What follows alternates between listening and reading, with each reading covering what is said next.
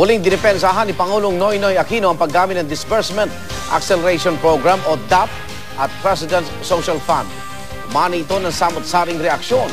Pero ayon sa eksperto, anumang paliwanag na gawin ng Pangulo, mananatiling questionable ang legalidad ng pondong ito.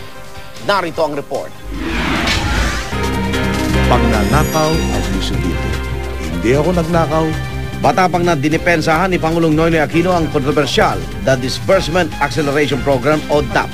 Sa gitna ito ng batikos ang ilan niyang kritiko na unconstitutional ang DAP. At lumalabas na pork barrel ito ng Pangulo. Hindi pork barrel ang Disbursement Acceleration Program. Sa kabuuang DAP releases noong 2011 at 2012, 70% po nito ang ginugol sa mga proyektong iminungkahi ng mga mambabatas. Hindi rin po pagnanakaw ang DAP. Ang pagnanakaw, iligal. Ang paggastos gamit ang DAP, malinaw na nakasaad sa konstitusyon at sa iba pang mga batas. Ang DAP ang mekanismo ng Administrasyong Aquino para magastos ang savings ng gobyerno para sa iba't ibang proyekto.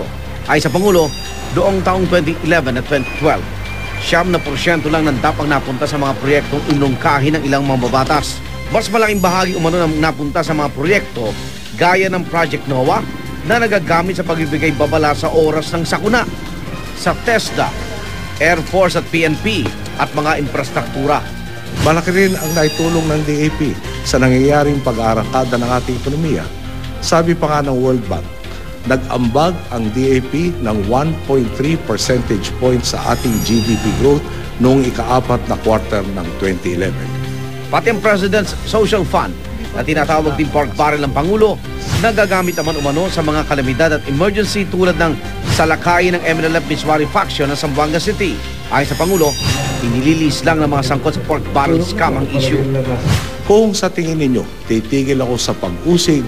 Kung sa tingin ninyo, maililihis ninyo ang atensyon ng publiko. Kung sa tingin ninyo, makakatakas kayo sa pagnanakaw, nagkakamali kayo ng tansya sa akin at sa taong bayang Pilipino. Ayon kay Presidential Communications Operations Office Head Herminio Coloma Jr., maganda nakuha nilang mga feedback tungkol sa talumpati ni Aquino batay sa ginawa nilang pagsubaybay sa reaksyon ng publiko lalo na sa internet. Pero may ilang grupong nagsasabing aksaya lang sa oras ang pambansang pahayag ng Pangulo. Wala rin naman daw bago. Pinakita lang ng Pangulo ang kagustuhan niyang manatili ang anilay Presidential Pork. Ang mga organizer ng Million People March na sina Pichi Bretanya at May Paner o mas kilala bilang Wanna Change, dismayado rin. Ayon kay Bretanya, hindi tinugunan ng Pangulo ang totoong issue at hinaing ng publiko. Nasentro lang din daw ito sa reputasyon ng Pangulo. Sinang-ayunan ito ng ilang grupo gaya ng Anak Bayan. Anila, nagpaliwanag lang ang Pangulo para sagipin ang bumababa niyang approval rating, bagay na itinanggi ng Malacanang. Naniniwala naman si dating National Treasurer Leonor Briones na nananatiling malaking tanong ang legalidad ng DAP at ang malawak na kontrol ng Pangulo sa bilyong pisong pondo. Hindi naman dinidebate kung anong ginagawa sa DAP, kung anong resulta sa DAP, dahil as I said, hindi pa nako-confirm. Ang issue talagang lumilitaw sa DAP is it constitutional or not. Tinatalakay na ng Supreme Court ang legalidad ng DAP. Nakatakda ang oral arguments nito sa November 19.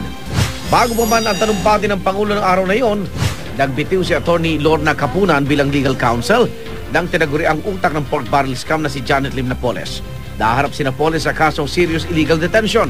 I think it is a collective decision that this is a bail hearing and quicker that she is released from detention on bail, the better. No? Ayon pa kay Capunan, wala silang samaan ng loob ng kanyang dating kliyente. At handa pa nga raw siyang samahan ang tinaguriang utak ng billion peso pork barrel scam sa pagharap sa Senado sa November 7.